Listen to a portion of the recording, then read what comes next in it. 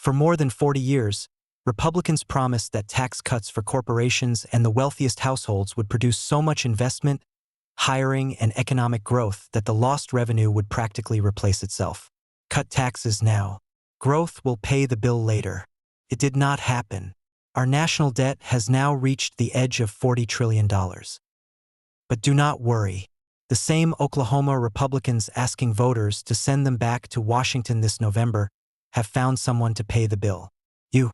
After voting for another round of debt-financed tax cuts tilted toward corporations and the wealthy, they are preparing working families for the sacrifices that follow. Less medical and nutrition assistance, pressure on Social Security and Medicare, fewer public investments, higher interest costs, and slower economic growth. They gave Oklahomans quite a sales pitch. DOGE would reduce the deficit by eliminating waste, fraud, and abuse. But the Treasury numbers tell a different story. Whatever savings came from canceled contracts, employee reductions, and agency cuts were overwhelmed by increases elsewhere in the federal budget. That is not deficit reduction. It is a smaller bucket being used against a rising tide. Republicans also cut programs supporting the three foundations that determine whether a middle-class life is affordable: housing, healthcare, and education. Rather than strengthen those foundations, they told us government did not have the money. What they left out was why. They had made tax preferences for corporations and their wealthiest donors a higher priority. The national debt was not created by one president, one Congress, or one party. But measured in nominal dollars, no president has now presided over more debt accumulation than Donald Trump. The gross national debt increased by $7.805 trillion during his first term and another $3.780 trillion through August 17th of his second term. That is approximately $11.585 trillion combined, or roughly 29% of all debt accumulated since Treasury's historical series began in 1790. Trump and Oklahoma's Republican congressional delegation did not create the entire debt problem. They chose to accelerate it after the warnings had become impossible to miss. They had the budget estimates. They knew interest costs were approaching $1 trillion a year. They knew all three major credit rating agencies had downgraded the United States as concerns about the country's fiscal direction intensified. They voted for another debt-financed tax bill anyway. The federal government recorded a deficit of approximately $432 billion in July 2026, the largest July deficit on record. During the first 10 months of fiscal 2026, the deficit reached approximately $1.799 trillion. That was already more than the $1.775 trillion deficit during all 12 months of fiscal 2025, with 2 months still remaining. The president promised that tariffs would produce enormous new revenue and help repair the federal budget. During the first 10 months of the fiscal year, tariff receipts increased by only about $55 billion. Federal spending increased by approximately $309 billion. The administration's spending campaign generated headlines. Treasury's numbers tell a different story. Interest expense increased by approximately $90 billion during the first 10 months of fiscal 2026. Total federal interest costs during that period exceeded $900 billion. The federal government now spends more on interest than almost every other individual function of government. Only Social Security and Medicare remain larger. That is what critically unsustainable debt looks like, a self-reinforcing ratchet. Higher deficits require more borrowing. More borrowing requires Treasury to sell more debt. If investors demand higher yields to absorb that debt, Washington pays more interest. Higher interest payments increase the next deficit, requiring still more borrowing. The process works like a ratchet. Each turn makes the next turn more difficult and more expensive. The United States once borrowed heavily during recessions, wars, financial crises, and national emergencies. That borrowing helped prevent temporary emergencies from becoming depressions. The country had room to respond because extraordinary deficits were supposed to be temporary. Now Washington is approaching a $2 trillion annual deficit before a full recession arrives, while accumulated debt reaches $40 trillion. The fire extinguisher has already been emptied just when smoke is beginning to appear. President Trump and congressional Republicans promoted the One Big Beautiful Bill as a working families tax cut. The Congressional Budget Office reached a different conclusion in the analysis lawmakers had before the vote. CBO estimates that the enacted law will reduce federal revenue by about $4.5 trillion, reduce direct spending by nearly $1.1 trillion, and increase federal deficits by approximately $3.4 trillion between 2025 and 2034. Much of the spending reduction does not eliminate a real cost. Reductions in Medicaid and the Supplemental Nutrition Assistance Program, commonly called SNAP, shift costs toward states, hospitals, medical providers, food banks, charities, schools, communities, and struggling families. The federal cost falls because someone else is forced to absorb it. The need does not disappear. Congress simply moves the bill downstream.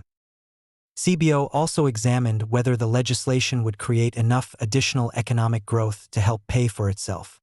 It projected a small increase in output, but nowhere near enough to replace the lost revenue. The House version increased average annual real economic growth by only about 0.04 percentage point. That is not an engine capable of paying for trillions of dollars in tax cuts. It is a rounding error carrying a very large interest bill. Every Republican member of Oklahoma's congressional delegation voted for the legislation. They were not voting in the dark. Their defense will be that the bill reduced spending and promoted growth. But CBO included the spending reductions and still projected trillions in additional deficits. CBO considered the economic effects and still found more borrowing and higher interest costs. This was not fiscal conservatism. It was trickle-down economics financed with the national credit card. When we examined this problem several weeks ago, the danger was that continued federal borrowing would put additional upward pressure on long-term interest rates. That danger is becoming visible. Federal borrowing is not the only reason. Oil prices, overseas conflicts, inflation expectations, Federal Reserve policy, global bond markets, and private borrowing for artificial intelligence data centers also matter. But America entered this period of risk already carrying enormous structural deficits. When the federal government competes with businesses and other borrowers for capital, the price of money generally rises across the economy. Higher Treasury yields do not mechanically determine mortgage rates, but they strongly influence long-term borrowing costs. When the 10-year Treasury yield remains near 4.7%, 30-year mortgage rates can remain punishingly high. At today's rates, a family's income buys considerably less house than it did only a few years ago. Sales of lower-priced homes have been especially weak while higher-priced sales held up better. First-time buyers represented only a small share of purchases, far below the level associated with a healthy market. Affluent buyers with cash, stock market gains, and accumulated home equity still have options. Younger and middle-income families dependent on wages and mortgage financing are being pushed out. The effect becomes clearer when the interest rate becomes a monthly payment. A $300,000, 30-year mortgage at 3% carries a principal and interest payment of approximately $1,265 per month. At 7%, that payment rises to approximately $1,996. That is another $731 every month, or nearly $8,800 per year, before taxes, insurance, or fees. The mortgage market is not currently experiencing another 2008 collapse. Most homeowners with low fixed-rate mortgages and accumulated equity remain in relatively strong positions. But the averages conceal warning signs. Intercontinental Exchange, better known as ICE, reported that serious delinquencies and foreclosure inventories continued rising from unusually low levels. The warning is not that housing has collapsed. It is that high rates have frozen transactions, priced out first-time buyers, and increased distress among a smaller but growing group of homeowners. Individual American Express customers have reported having their credit limits reduced, sometimes without advance warning. The broader banking evidence is more important. The Federal Reserve's July survey found that banks tightened standards for credit card loans. Consumer loan standards remained toward the tighter end of their historical ranges. Banks do not tighten credit because they have lost interest in collecting 20% annual interest. they tighten it when the risk of not being repaid rises. The latest New York Federal Reserve report does not show a new nationwide surge in consumers becoming delinquent. Aggregate delinquency was broadly stable in the first quarter of 2026, but transitions into serious mortgage delinquency increased, and the longer-term deterioration among vulnerable borrowers cannot be ignored. High food costs, insurance, property taxes, mortgage rates, and credit expenses are arriving together. The national economy has not entered a period of mass layoffs. We should not pretend that it has. But the July employment report delivered a warning. Payroll employment declined, earlier estimates were revised downward, temporary layoffs increased, and retail and financial services employment weakened. The unemployment rate remained relatively low, but labor force participation had declined. This is not yet a deep recession. It is a loss of momentum at the exact moment higher oil prices, tariffs, interest rates, and government borrowing are adding pressure. Higher oil prices can temporarily increase Oklahoma production tax revenue and improve cash flow for existing producers.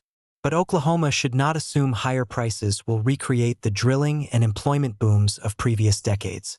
Public producers face investor pressure to generate free cash flow, reduce debt, control costs, repurchase shares, and return money to shareholders. Longer laterals and better productivity can maintain production with fewer rigs and fewer workers.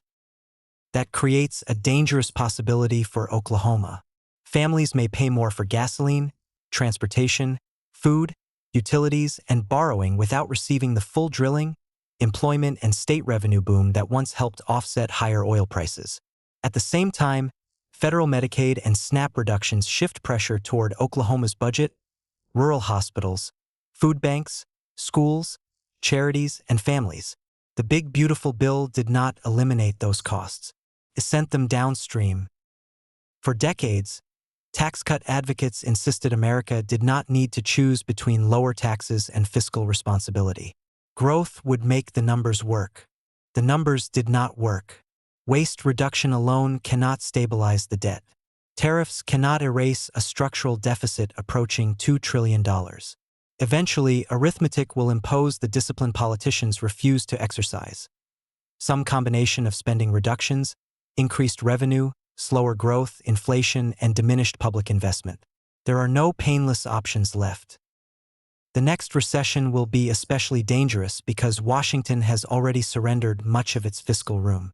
Cutting spending or raising taxes during a slowdown can make the slowdown worse. But continued borrowing can push interest costs higher and weaken confidence in the country's fiscal direction. That is the final bill for trickle-down economics, the disappearing option of financing permanent tax cuts for the wealthiest with still more debt. The national debt was created by both parties over many years. But President Trump and Oklahoma's Republican congressional delegation chose to accelerate it after the warnings were clear. They were told the bill would add trillions to the deficit. They were told the spending reductions would not offset the revenue losses. They were told the promised growth would recover only a fraction of the cost. They voted for it anyway. The final stage of trickle-down economics is not wealth finally reaching working families. It is the bill for the tax cuts reaching them. The tax cuts came first. The spending cuts, higher interest costs, and eventual revenue increases came later. And the politicians who voted for the latest round are already explaining why everyone else must sacrifice to pay for it. The question is no longer whether America can cut taxes without consequences. The consequences have arrived. Follow the money at langdon.substack.com.